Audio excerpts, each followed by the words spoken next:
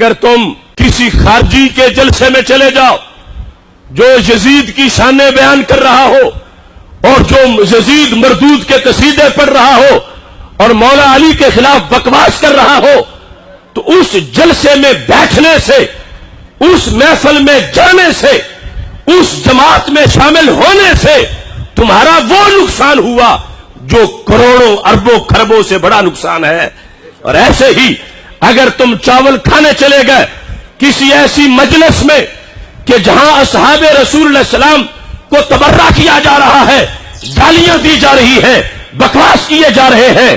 تو صرف وہاں پر بیٹھ جانے سے ان کی، چونکہ سرکار فرماتے ہیں من کسر سواد قوم فہو منہم، کہ جس بندے نے کسی کا مجمع جا کے زیادہ کر دیا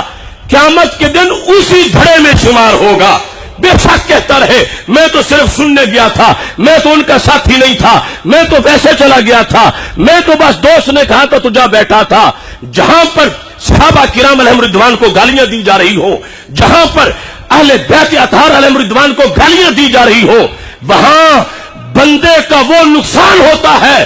سونے کے پہاڑ دینے سے بھی وہ نقصان پورا نہیں ہوتا۔ مبارک ہو سنیو، رب نے تمہیں وہ مسلک دیا ہے کہ جہاں چند سانس بھی لے لے تو محشر کے دن آبرو کا پیغام مل جاتا ہے۔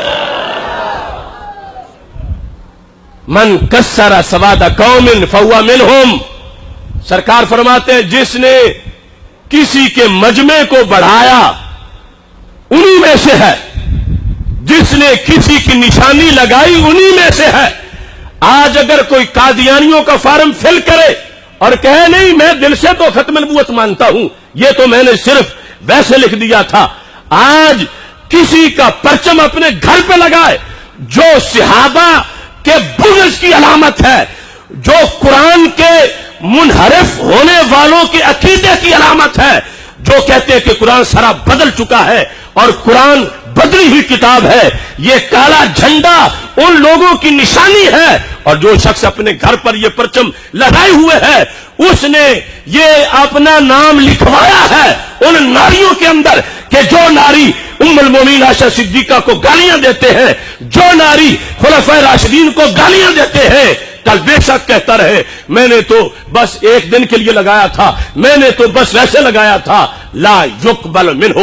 صرف ولا عدل، قیامت کے دن نہ حج قبول ہوگا، نہ روزہ قبول ہوگا، نہ نماز قبول ہوگی۔ اس واسطے کہ جو کسی قوم کا شعار علامت اپنا لیتا ہے وہ انہی میں سے شمار ہوتا ہے۔ سونا جنگل، رات اندھیری، چھائی بدلی کالی ہے، سونے والوں جاگتے رہنا چوروں کی رکھوالی ہے۔ ایک طرف حب صحابہ کا لیبل لگا کر اہل بیت سے بغض کیا جاتا ہے اور دوسری طرف حب اہل بیت کا لیبل لگا کر صحابہ سے دشمنی کی جاتی ہے۔ یہ دونوں طرف خسارے کا سودا ہے۔ اگر جنت کا سیدھا راستہ ہے تو اس راستے کو اہل سنت و جماعت کہا جاتا ہے۔